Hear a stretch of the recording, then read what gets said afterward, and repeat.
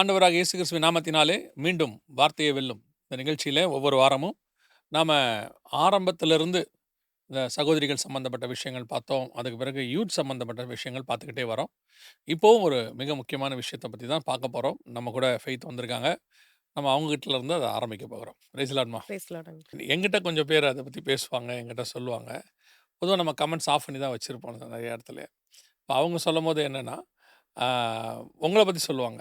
எப்படி அவங்களுக்கு இதெல்லாம் இவ்வளோ தூரம் தெரியுது, லா பற்றி தெரியுது, ப்ளஸ் ஆக்சுவலாக இந்த ப்ரோக்ராமுடைய நோக்கமே அதுதான். நமக்கு வெறும் உலக பிரகாரமாய் தெரியுதுன்னா யார் வேணால் வச்சு பண்ணிடலாம். உலக பிரகாரமாயும் தெரியணும், ஸ்பிரிச்சுவலாகவும் தெரியணும் அப்படின்னு. ஸோ போன யூத் சம்மந்தப்பட்டதான விஷயங்கள் பேசினது ரொம்ப பிரயோஜனமாக இருந்துச்சு. இன்றைக்கி நம்ம என்னம்மா பார்க்க போகிறோம்? இன்னைக்கு கடவுளுக்கு நிகராக இந்த ரோபோட்ஸ் எப்படி வந்து நேவிகேட் பண்ணி வரப்போகுது அப்படின்றத பத்தி பார்க்க போறோம். ரோபோட்ஸ் வந்து இன்றைக்கி வேறு லெவலில் இருக்குல்ல.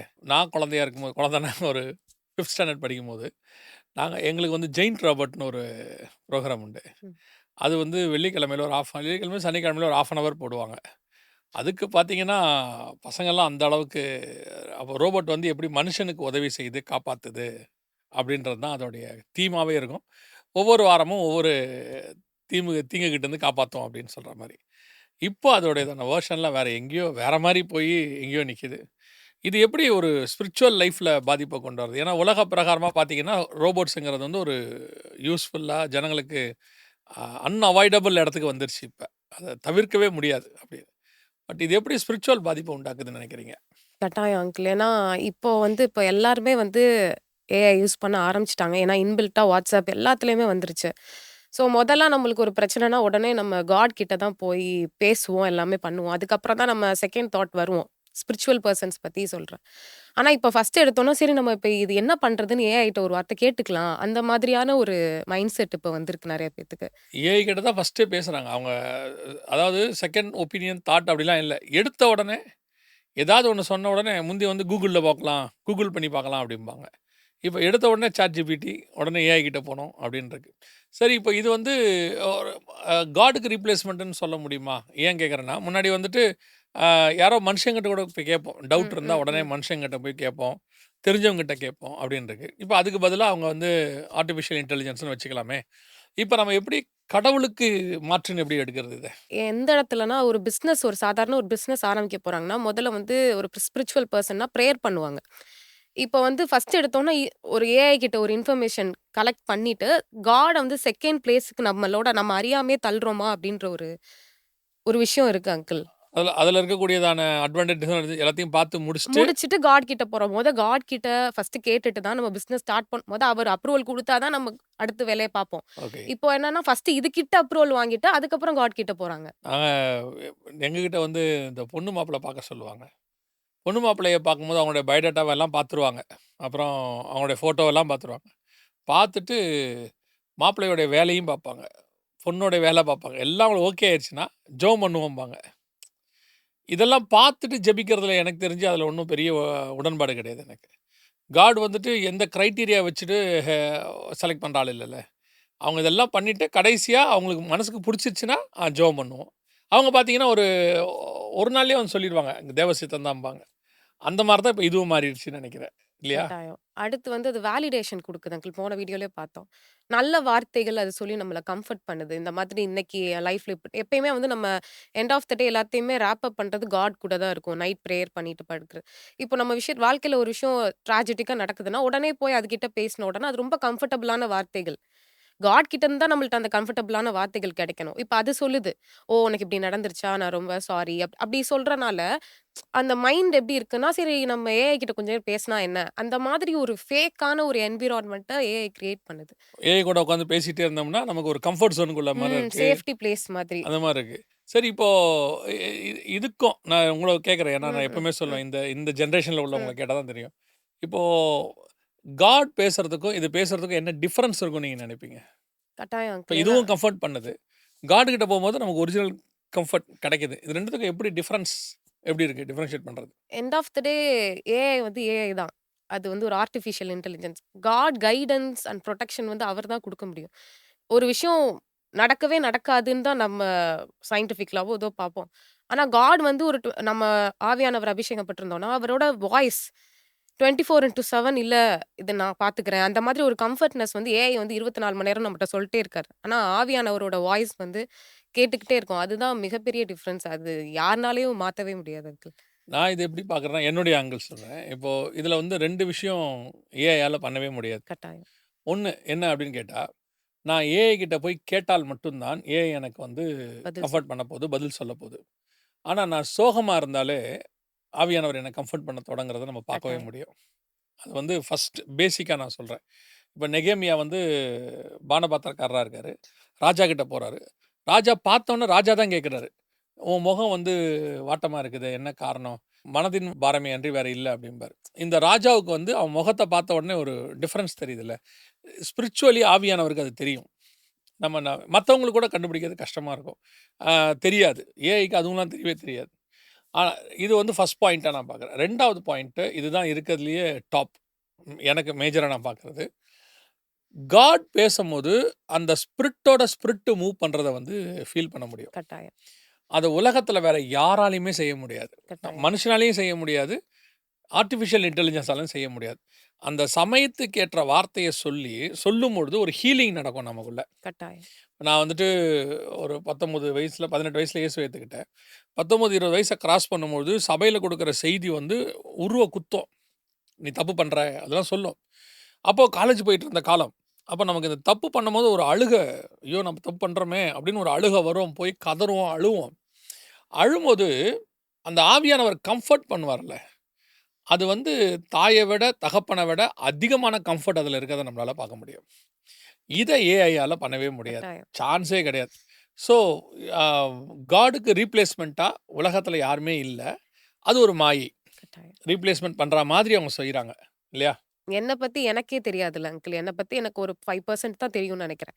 காடுக்கு தான் என்ன பத்தி 100% தெரியும். ஏன்னா நான் என்ன யோசிக்க போறேன், அடுத்து என்ன பண்ணுவேன்றது கூட அவருக்கு தெரியும்னு சொல்லி பைபிள்ல இருக்கு. ஆமா. வருங்காரியங்களை குறித்து அவருக்கு நல்லாவே தெளிவா தெரியும். சரி, இது 1வது பாயிண்ட் நம்ம எடுத்துக்கிறோம். 2வதுமா?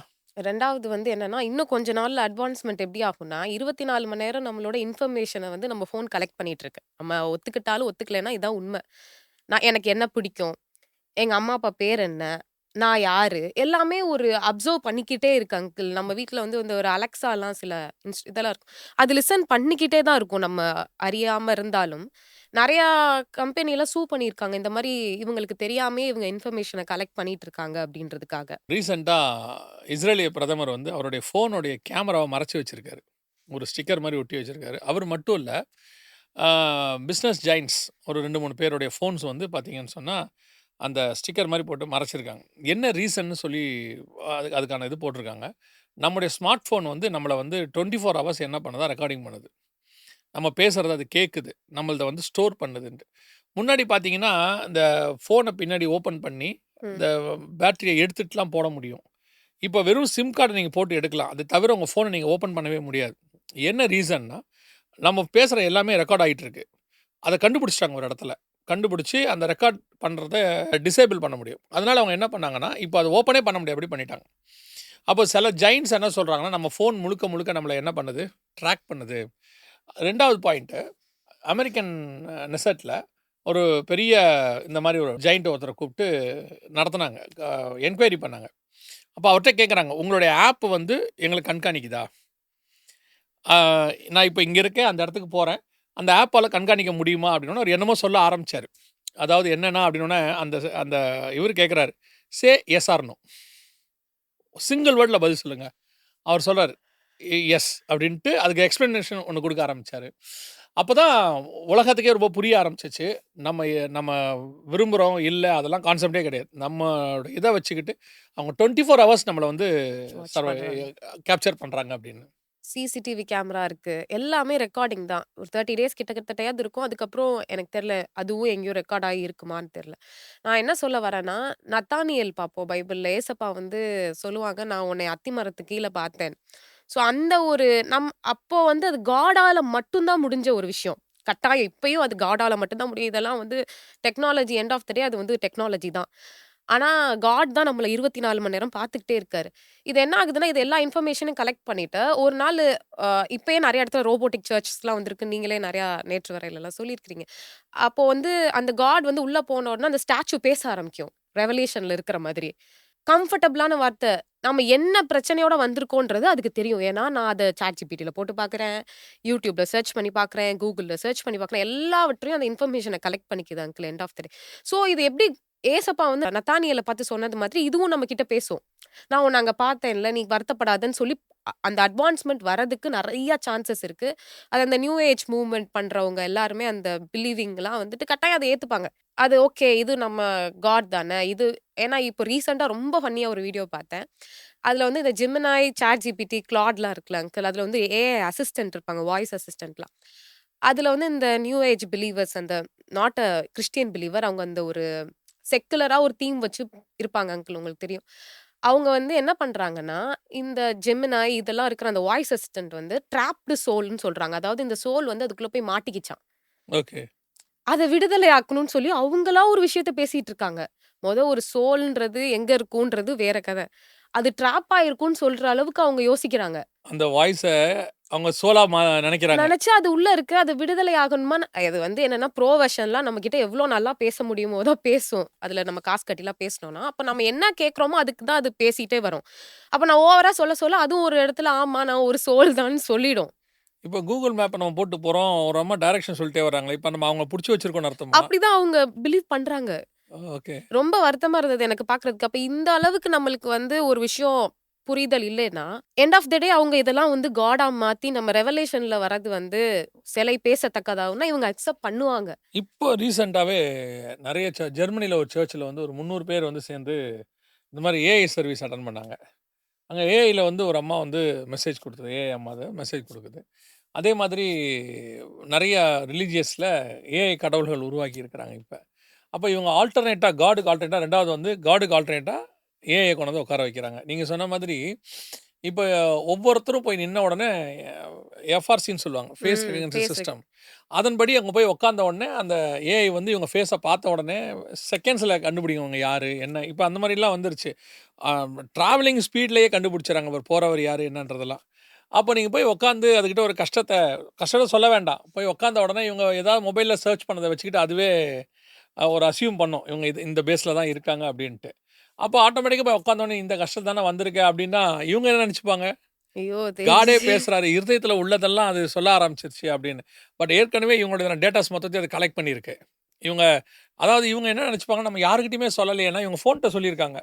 அந்த ஃபோன சர்ச் பண்ணும்போது பார்த்தது எல்லாமே அது ஸ்டோர் பண்ணி வச்சிருக்கு. அப்புறம் அத வச்சுக்கிட்டே இவங்க கிட்ட பேசும்.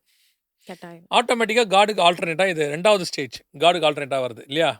ஓகே. அடுத்து யாருமே நம்பியிருக்க மாட்டாங்க. எனக்கு தெரியல ஒரு 100 வருஷத்துக்கு முன்னாடிலாம் அந்த ரெவலேஷன்ல படிக்கிறப்ப அவங்களுக்கு எப்படி அது புரிஞ்சதுன்னு எனக்கு தெரியல. அந்த சிலை பேசத்தக்கதாகவும். இப்ப அது என் கண்ணுக்கு முன்னாடி நடக்கிறது வந்து நம்ம அந்த தீர்க்க தரிசனம் நிறைவேறுற காலத்துல இருக்கோன்றது ரொம்ப ஆச்சரியமா இருக்கு. இப்ப என்ன பிரச்சனைனாம்மா, இப்ப இத வந்து உங்களால புரிஞ்சுக்க முடியுதுல்ல. ம், பைபிள்ல ம். உள்ளது இப்ப நடக்குதுன்ட்டு. ஆனா இப்ப இருக்க பெரும்பான்மையான கிறிஸ்தவர்களால அத டெக்னாலஜியா தான் பார்க்க முடியுதே ஒழிய, பிப்ளிக்கல் ப்ராஃபஸி ஒண்ணு நடக்குது. ஒரு தப்பு ஒண்ணு நம்ம கண்ணுக்கு முன்னாடியே ரெடி ஆயிருச்சு அப்படிங்கிறத அவங்களால புரிஞ்சுக்க முடியல. நெறைய பேர் இத பைபிள்ல உள்ள சம்பவம் நடக்குதுனால, இப்போ இது மட்டும் இல்ல. இப்போ ரீசென்ட்டா ஒரு 10 இயர்ஸாவே பைபிள்ல உள்ளதெல்லாம் நீங்க ஒரு ஆவிக்குரிய அறிவு கொஞ்சம் இருந்தா போதும். வசனம் அப்படியே நடக்குதுங்கிறத உங்களால ஈஸியா பார்க்க முடியுது. ஆனா இன்னைக்கு ஜனங்களால அது உணர்வு இல்லாத இடத்துல இருக்காங்க. சிலை பேசும், பார்க்கும் அப்படிங்கிறது வந்து ரெவலேஷன் 13:15ல இருக்கு. ஆனா கண்ணுக்கு முன்னாடி நடக்குது. ஆனா இவங்கள கேட்டீங்கன்னா, அதுதான் இந்த வசனத்துக்கானதுன்னு அவங்களால கம்பேர் பண்ணி பார்க்க முடியல. இத டெக்னாலஜியா மட்டும் பார்க்குறாங்க. அட்வான்ஸ்டு டெக்னாலஜி அப்படிங்கிற இடத்துக்கு கொண்டாந்துட்டாங்க. இன்னொன்னு அது கொலை பண்ணும். வசனம் சொல்லுது. தன்னை வணங்காத யாவரையும் கொலை செய். அப்ப காட் இடத்துக்கு வரும்னு அர்த்தம். இப்ப அந்த இடத்துக்கும் வந்துருச்சு. இதையும் இவங்களால புரிஞ்சுக்கவே முடியல. ஸோ இப்போ நேற்று வரையில கூட நம்ம பேசியிருக்கிறோம். என்ன அப்படின்னா, ஆ ரெவலேஷன் 13ல உள்ள அந்த விஷயங்கள் அப்படியே 100% பயோசிப்ல இருந்து ஆரம்பிச்சு இந்த இது வரைக்கும். ஆனால் இவங்க எல்லாருமே இத வெறும் டெக்னாலஜியா மட்டும் தான் பார்க்குறாங்க. இவங்களால ஒரு ஸ்பிரிச்சுவல் ஆஸ்பெக்ட் குள்ள போயி, இது தப்புக்கான ஸ்டார்ட்டிங் பாயிண்ட். நம்ம அந்த இடத்துக்கு வந்துட்டோம்னு இவங்களால ஃபீல் பண்ணவே முடியல. கட்டாயம். சரி, இப்ப இருக்க அந்த யூத்ஸுக்கு இத எப்படி புரிய வைக்கலாம்னு? ஏன்னா இது மெயினா பார்க்குறோம்னா, யூத்ஸ்க்காக தான். இது டெக்னாலஜின்றத மட்டும் பார்க்காம, டெக்னாலஜிக்குள்ள எப்படிலாம் பிசாசு வேல பார்க்குறான்றது நம்ம கட்டாயம் அப்சர்வ் பண்ணியே ஆகணும் அங்கிள். ஏன்னா, கிட்டத்தட்ட 7000 இயர்ஸா அப்சர்வ் பண்ணிட்டு இருக்கான்.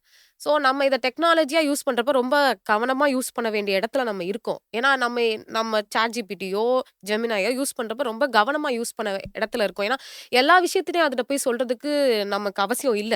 சில விஷயத்த வந்து நம்மளோட உள்ளந்திரியங்களை ஆராய்ந்து அறிகிறவர் அவர்தான். இது என்னைக்குமே கர்த்தர மாற்ற முடியாது. ஏன்னா இது ஒரு சாதாரண கர்த்தர் கண்ணுக்கு இந்த பூமியும் ஒரு புள்ளி அளவு தான் இருக்கு. அது ஒரு விஷயமே கிடையாது கர்த்தருக்கு. நெனச்சாருன்னா ஒரு நிமிஷம் எல்லாத்தையுமே இது பண்ணிட்டு போயிடுவாரு. ஆனா என்னைக்குமே கர்த்தர் வந்து நம்ம உள்ளத்துல இருந்து அவர விசுவாசிக்கணும், அவர நேசிக்கணும்னு நெனைக்கிறாரு. நான் என்ன சொல்ல வரேன்னா, டெக்னாலஜி வந்து end of the day technology தான். அத வந்து யங்ஸ்டர்ஸ் புரிஞ்சுக்கணும். இது வந்து நம்மள ஒரு டிஃபரண்ட் இடத்துக்கு கூட்டு போகும்னா, கூட்டு போகாது. இது நெறைய பேர் எங்க ஜெமினி பேசுற எல்லாருமே டிப்ரஷன்ல தான் இருக்காங்க. இன்னும் இந்த டிப்ரஷன் மாறல. காட் மட்டும் தான் எண்ட் ஆஃப் த டே நம்ம கிட்ட இருக்கிற டிப்ரஷன், நம்ம கிட்ட இருக்க பெயின், நம்ம கிட்ட இருக்க விஷயங்கள் எல்லாவத்தையும் மாத்த முடியும்ன்றத யங்ஸ்டர்ஸ் கட்டாயம் புரிஞ்சுக்கணும்னு நெனைக்கிறேன் அங்கிள். இப்போ இவங்க எல்லாருமே நீங்க சொன்ன அந்த வேர்ட், நான் சமீபத்தில ஒருத்தர்ட்ட ஒருத்தரோட இத படிச்சேன் ஆர்டிக்கல். அதில அவர் சொல்றாரு, ஆ மனுஷனுடையதான டிப்ரஷனும், ஸ்ட்ரெஸ்ஸையும் போக்குறதுக்கு தான் இவ்வளோ டெக்னாலஜி கொண்டு வந்தாங்க ஆரம்பத்தில. மனுஷன் வந்து ரிலாக்ஸ் ஆக்கணும் அப்படின்னு. ஆனா, இப்போ அந்த ஸ்ட்ரெஸ்ஸும், டிப்ரஷனும் குறைஞ்சிருக்கா? அப்படின்னு சர்வே எடுத்தா, முன்னாடிய விட பல மடங்கு இன்க்ரீஸ் ஆயிருக்குங்கிறாங்க. அப்போ இந்த கண்டுபிடிப்புகள் எதுவும் மனுஷனுக்கு என்னத்த கொண்டு வரல? அவனுக்கு விடுதல குடு மாற்றாக சந்தோஷத்தையோ, சமாதானத்தையும் கொண்டு வரல. அதுக்கு பதிலாக அவனுக்கு டிப்ரஷன், ஸ்ட்ரெஸ்ஸையும் இன்க்ரீஸ் பண்ணியிருக்கு.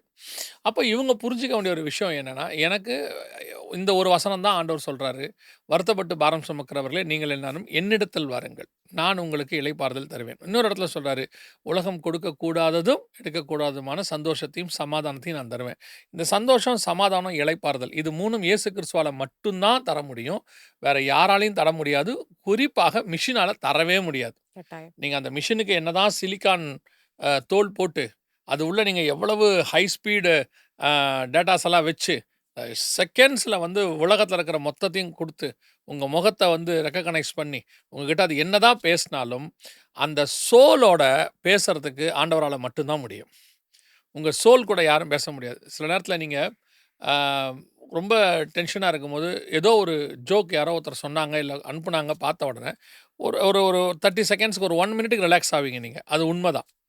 அதுக்கப்புறம் திருப்பி என்ன வந்துரும்? அதே அந்த அந்த அதே இடத்துக்கு நம்ம வந்துரும். இந்த குடிக்கிறவங்கலாம் பார்த்தீங்கன்னா, நான் ரொம்ப கவல, அதனால குடிக்கிறேன்பாங்க. குடிச்சபோது அவங்க வந்து அந்த கவலைய மறந்துட்டேன்பாங்க. தெளிஞ்ச உடனே அந்த கவலைக்கு அவங்க வந்துருவாங்க. அதனால தான் அவங்க என்ன பண்றாங்கன்னா, தெளிஞ்ச உடனே திருப்பி குடிக்க போயிருவாங்க. அந்த கவலை இருக்கக்கூடாதுன்னு சொல்லிட்டு. ஸோ எதாலயுமே நிரந்தரமா விடுதலை குடுக்கவே முடியாது. நிரந்தரமா விடுதலை குடுக்கிறவர் ஒருத்தர் இருக்கிறாருன்னா, ஆண்டவராக ஆண்டவராகிய இயேசு இயேசு கிறிஸ்து கிறிஸ்து. ஒருத்தர் மட்டும் தான். அதுவும் இல்லாம ChatGPTயோ அல்லது வந்துட்டு இந்த ஏஐ டூல்ஸ் கொடுக்கக்கூடிய சொல்யூஷன் கரெக்ட்டான சொல்யூஷனா இருக்குமான்னு சொன்னா, அதுவும் சொல்ல முடியாது. ம். ஏன் அப்டின்னா, அது வந்து கலெக்டிவ் ஆஃப் டேட்டாஸ். ம். உலகத்துல இருக்கிற எல்லாத்துல இருக்கிற டேட்டாவும் எடுத்து, உங்களுக்கு அது குடுக்க போது. அது உங்களுக்கு சரியா இருக்குமான்னு நமக்கு தெரியாது. ஆமா. தாவீது வந்து யுத்தம் பண்ணா எல்லாரும் யுத்தத்துக்கு போவாங்க. அது மெத்தட். ஆனா, மொசக்கொட்ட செடி வழியாக பின்னாடி வழியா போணுங்கிறது காடுடைய மெத்தட். இந்த மெத்தட எந்த ஏஐயும் சொல்லாது. நடக்க வேண்டிய வழி இதுவே என்று காண்பிக்கிறவர் அவர்தான். ஏஐ காண்பிக்காது. லைஃப்‌க்கோ, பிசினஸ்‌க்கோ எல்லாத்துக்கும் சொல்லாது. இப்ப யோசிச்சு பாருங்க. ஏஐ கிட்ட கேட்டு குற்றங்கள் அதிகரிச்சிருக்கான்னா அதிகரிச்சிருக்கு. ஏஐ மிஸ்கைட் பண்ணியிருக்கான்னா மிஸ்கைட் பண்ணியிருக்கு. பண்ணிருக்கு. ஆனா, கர்த்தர நம்பினவன் குற்றப்படுனான்னா ஒண்ணு கூட கிடையாது. கட்டாயம். மிஸ்கைட் ஆனதே கிடையாது. தேவன் ஒரு மனுஷனை முடிவு பரியந்தம் நன்மையா தான் நடத்துவார். ஸோ, காடுக்கு ஆல்டர்னேட்ன்னு ஒண்ணு கிடையவே இல்ல. அதே மாரி காடு குடுக்குற விஷயங்களுக்கும் ஆல்டர்னேட் கிடையாது. காட் கட்டாயம். எது குடுக்குறாரோ, அது காடால மட்டும் தான் குடுக்க முடியும். மனுஷனாலயும் குடுக்க முடியாது. மனுஷனாலயே முடியாதுன்னா, எந்த மிஷினாலயும் முடியாது. கட்டாயம். ஒரு டேக் அவேவா இப்ப இருக்க யூத்ஸுக்கு ஒண்ணு சொல்லுங்களேன். End of the day God தான். அத மாத்தவே முடியாது அங்கிள். அதுதான் நான் சொல்லணும்னு நெனைக்கிறேன். டெக்னாலஜியா பாருங்க. ஆனா தீர்க்கதரிசன நிறைவேறுதலாவும் பாருங்க. பட் ஆனா காட்க்கு ஈக்குவலா எதையுமே கொண்டு வர வேண்டாம். கொண்டு வரவும் முடியாது. கட்டாயம் கர்த்தர நம்ம தேவனாகிய கர்த்தரை முழு இருதயத்தோடும், முழு ஆத்மாவோடும், முழு பலத்தோடும் அன்பு கூர்ந்து தான் ஆகணும். அதுதான் நம்ம கடமை, கமாண்ட்மெண்ட்டும். அது பண்ணாலே பைபிளே நிறைவேத்திடலாம் அங்கிள். உண்மைய சொல்றேன். அந்த ஒரு வேர்ஸ கட்டாயமாக நம்ம மனசு வச்சு அத மட்டும் பண்ணோம்னா, என்டயர் பைபிளே அந்த ஒரு வேர்ஸஸ்ல வந்து நான் நிறைவேறுதுன்னு நான் நெனைக்கிறேன் அங்கிள். ஏன்னா நான் அத படிச்சு, படிச்சு பார்க்குறப்ப ஃபுல்லா கர்த்தர நேசிச்சா நான் பக்கத்துல இருக்கவங்களையும் நேசிப்பேன். எல்லாரையும் நேசிப்பேன். கர்த்தருக்கு பிடிச்சது எனக்கு பிடிக்கும். கர்த்தருக்கு பிடிக்காதது எனக்கு பிடிக்காது. End of the day. So loving God is the most important thing. ChatGPTயோ இதுக்கு பின்னாடியோ போகாம, சில விஷயங்கள் ரொம்ப கஷ்டமா இருக்குன்னா, ஃபர்ஸ்ட்டு நீல் டவுன் போட்டு கர்த்தர்ட்ட பேசுறத ஃபர்ஸ்ட்டு எல்லாரும் திருப்பியும் யங்ஸ்டர்ஸ் வந்து அத ரொம்ப பிரையாரிடைஸ் பண்ணணும்னு நெனைக்கிறேன் அங்கிள். இந்த ஜெஃப்ரின்னு சொல்லி ஏஐ உடைய ஃபாதர் இருக்கிறார். ம். அவர் சொல்றார், "ஏஐக்கு அன்பு சொல்லிக் குடுங்க. அப்பதான் எதிர்காலத்தில ஏஐ உங்கள கொல்லாது அப்படிங்கிறாரு. தேவன் அன்பா இருக்கிறார். அன்பு தேவன்ட்ட தான் இருக்கு. அவர் வழியா அவர் யாருக்குள்ள அன்பு ஊத்தியிருக்கிறாரோ அவங்ககிட்ட தான் அன்பு இருக்குது. கடைசி காலத்தில அன்பு தணிந்து போகும்னு இருக்கு. அப்படி இருக்கும்போது மிஷினுக்கு இதுக்கு மேல அன்ப நம்ம என்ன சொல்லிக் குடுத்து, அது எப்படி வரப்போது? மிஷினால அன்ப சொல்லிக் குடுக்க முடியாது. அன்பு காட்டவும் முடியாது. மாயையா ஒரு அட்ராக்டிவா ஒண்ணு பேச முடியும். அந்த நேரத்தில கம்ஃபோர்ட் பண்ற மாரி. ஆனால் கண்டிப்பாக அது அன்பாக இருக்காது. ரொம்ப சந்தோஷம். நீங்கள் பார்க்குற இந்த காரியங்கள், இன்னைக்கு இந்த ஏஐ கிட்டயே வாழ்க்கைய வாழ்றவங்க நெறைய பேர் இருக்காங்க. காலைல எழுந்திரிச்சதுலேருந்து ஏஐ கிட்ட தான் பேசுறாங்க. ஒரு சிலர்லாம் அந்த ஏஐ டெக்னாலஜியோட இருக்கக்கூடியதான ஹியூமனாய்டு ரோபோட்ட கல்யாணம் பண்ற அளவுக்கு போயிர்றாங்க. காரணம் என்னன்னு கேட்டீங்கன்னு சொன்னா, எனக்கு அது கம்ஃபர்டபுளா இருக்கு. ரொம்ப நான் நெனச்சா மாதிரி இருக்கு. அ ஒரு ஒரு கணவனுக்கு ஒரு ஒரு ஆணுக்கு ஒரு பெண் தான் ஏற்ற துணை. ஒரு பெண்ணுக்கு ஒரு ஆண் தான் ஏற்ற துணை. அது ஏஐயா இருக்க முடியாது. ரோபோட்டிக்கா இருக்க முடியாது. ஹியூமனாய்டு ரோபோட்டா இருக்க முடியாது. என்ன அட்வான்ஸ்டோட நீங்க கொண்டு வந்து, நீங்க எப்படி கொண்டு வந்தாலும், தேவன் இணைத்தது மனுஷனும், மனுஷியும் மட்டும் தான். அதனால தான் எல்லாத்தையும் உலகத்துல இருக்க எல்லாத்தையும் காட்டிட்டு, மனுஷிய கொண்டு வந்து ஏற்ற துணையை உண்டாக்குவேன்னு சொன்னார். மனுஷனுக்கு ஏற்ற துணை மிஷின் கிடையாது, ஏஐ கிடையாது, அல்லது மூவிஸ் கிடையாது, அல்லது வந்துட்டு ஒருத்தர் மரத்த கல்யாணம் பண்ணிக்கிட்டாங்க, ஒருத்தர் வந்து ஒரு ஆத்த கல்யாணம் பண்ணிக்கிட்டாங்க. எதுவுமே ஏற்ற துணையா இருக்க முடியாது. கர்த்தர் கொடுக்கிற மனுஷன் தான், மனுஷி தான் ஏற்ற துணையா இருக்க முடியும். நம்ம எல்லாருக்கும் ஏற்ற துணையா ஆண்டவராகிய இயேசு கிறிஸ்து ஒருத்தர் மட்டும் தான் இருக்க முடியும். கர்த்தருக்கு சித்தமானால் வருகை தாமதிக்குமானால், உங்களை நாங்கள் மீண்டும் சந்திக்கிறோம். காட் பிளஸ் யூ மா.